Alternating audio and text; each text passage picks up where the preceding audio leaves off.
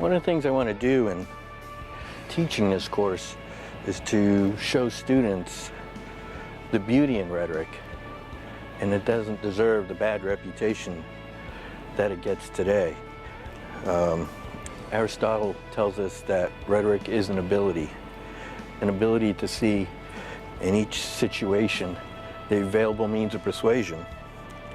And I guess that's a good place to start, but we can go on from there. About 100 years before, Gorgias the sophist told us that in language we see power, and that through language we can reconstruct and reconfigure our reality, and that rhetoric is a useful discipline because it's the first discipline. It's what creates everything else. So rhetoric's pretty powerful. And that's what we're going to do in this module, is to see both the power and the beauty of rhetoric.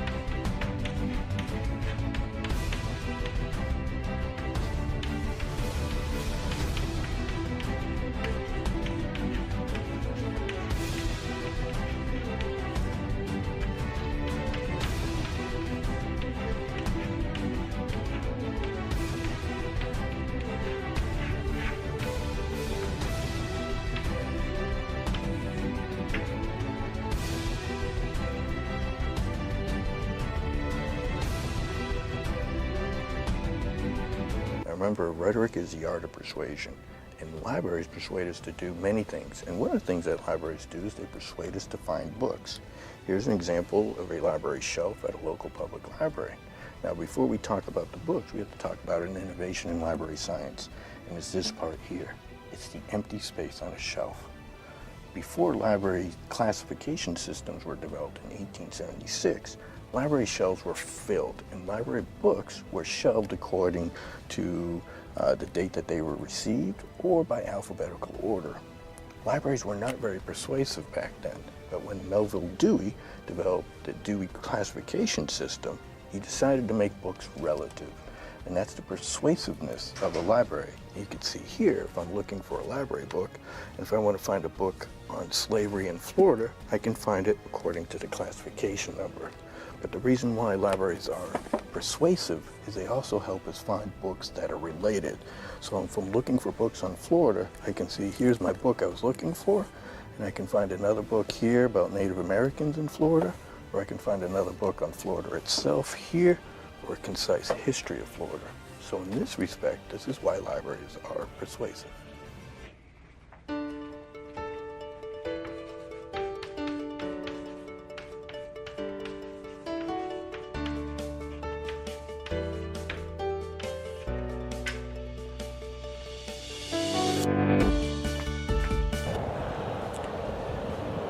Visual rhetoric persuades us the same way that regular rhetoric does, through ethos, pathos, and logos. Ethos is the credibility of the speaker, the ability of the speaker to persuade the audience.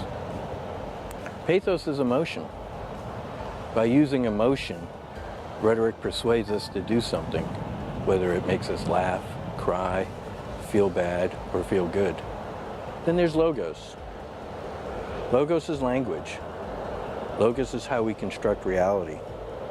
But logos also means facts, and figures, and diagrams. That's the way that visual rhetoric persuades us. And here's an example of some visual rhetoric. We don't need this to be shaped that way, but it is, because it persuades us. The call to action: be calm. And that's what it's doing now.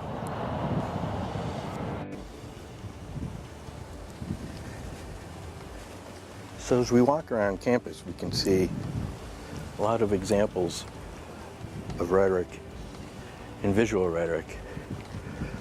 Rhetoric can be in lots of places. Not only is it in words and in books and in texts and in speeches, but it's also in architecture, in landscaping, in decorations. This is an example of rhetoric here. It's designed to persuade us. It's a call to action. And that call to action doesn't necessarily have to be getting up, going to march, or doing anything like that. The call to action here is peacefulness, restful contemplation.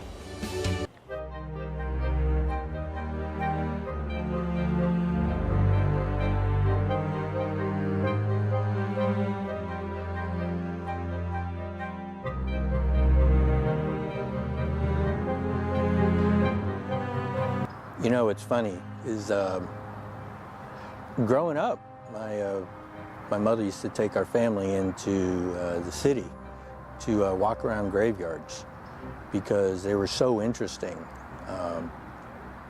You know, when I was only this tall, just walking around and looking at all the graves. Now, this was a much older city at the time. This was Boston growing up. And Boston had a lot of old cemeteries dating back hundreds of years. But to me, they weren't scary, they were interesting because of that rhetorical aspect. Each grave told a narrative. Each headstone had a story about the person that was under the ground who had died a long time ago. They were rhetorical acts of those that loved the person who died. They were rhetorical remembrances. They were rhetorical texts of the person's life who was dead and in the ground, but there were also rhetorical stories about the people who lived and who survived and told their story. And they did that through this wonderful rhetorical object that we call a graveyard. And here in Oak Lawn, Tampa's oldest cemetery, you can see the same thing.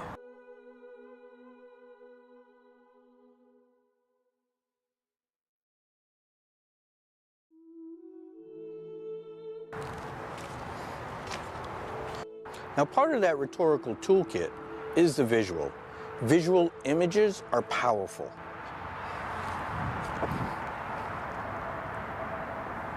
But visual images in health and medicine are not new concepts. These are drawings, woodcuts, put in a book in around 1500 during the plague. They're from a book called The Dance of Death. And they're rhetorical pictures. They persuade us. And what he's doing, and what Hans Holbein is doing in these images, is he's persuading us. He's showing us that death is an everyday event. Death is an everyday occurrence. And what he's done is he's shown us images of death next to very rich people, very powerful people, and very poor people. And one of the purposes of his book is to show people that death is all around us. And death doesn't wait for anybody. Death visits everybody. And so these images were very powerful, rhetorically, very suggestive of the hold death has on us. Just like a graveyard, and the gravestones, and the ceremonies that we perform when we're burying somebody. These are all rhetorical acts to persuade us that death is an everyday event. It's meaningful, but that death is around us.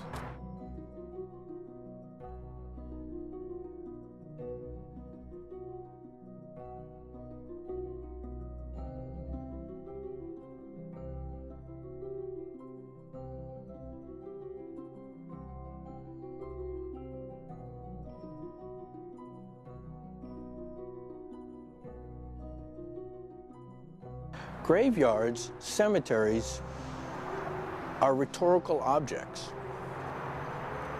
But I want to show you the opposite of a graveyard, which is a census. This is the second census of the United States. As you can see here, it was published in 1801. And it's a good example of the rhetoric of numbers, depending on how they're placed on a page and presented and arranged.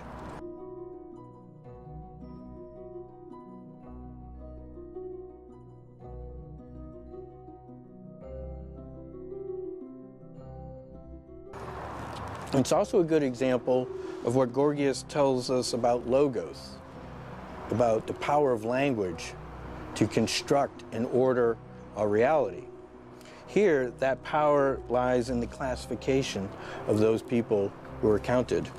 And see here, we have just a couple classifications. We have free white males, free white females, all other persons except Indians not taxed, slaves, and then we have the total. So back when this census was published in 1801, as far as the United States was concerned, these were the only classifications that mattered. More importantly, as we can see, that the only classifications that had power were these here. The power of the United States was held by a very small group of people here. Nobody from here on had any sort of power in the United States. They couldn't vote, they couldn't own land in most cases. They couldn't really do anything. They didn't have much agency.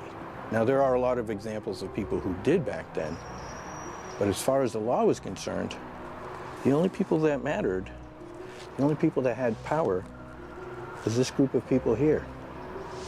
And it's fascinating, because as far as agency goes, from here down to here, they had no more agency than the people who inhabit this graveyard. They had no power.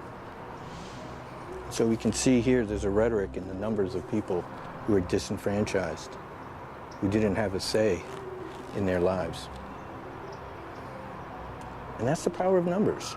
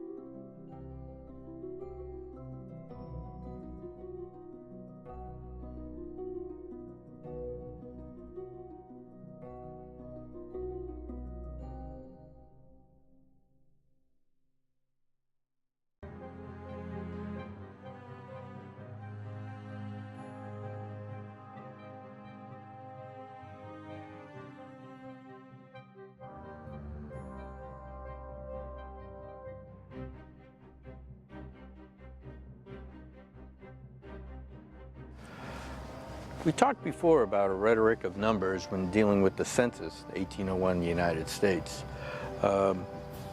This is a different rhetoric, but it's very similar. Before, when we talked about the rhetoric of the 1801 census, we talked about how people were classified, the sheer volume of numbers, and the classification between white and slavery and male and female. This is no different, because this is a year, a mortality bill from 1665, and this is an accounting of how everybody died in England. These numbers were collected by order of the king.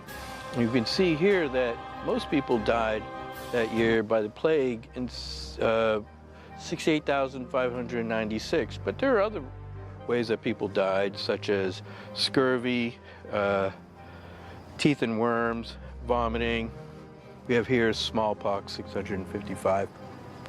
But again, what's missing is this agency, because we don't have a census of people. We don't have an accounting of their identity. Their identity has been taken away and replaced by disease. And this feeds into what we're talking about, modern identity, about how people are characterized not by who they are, but by the disease they carry. And it's no different back in 1665, because we don't know who these people are. All that we know is that they died of a certain disease. And so when you look at something like this, the sheer volume of numbers, they don't have any agency either beyond the disease that they died from.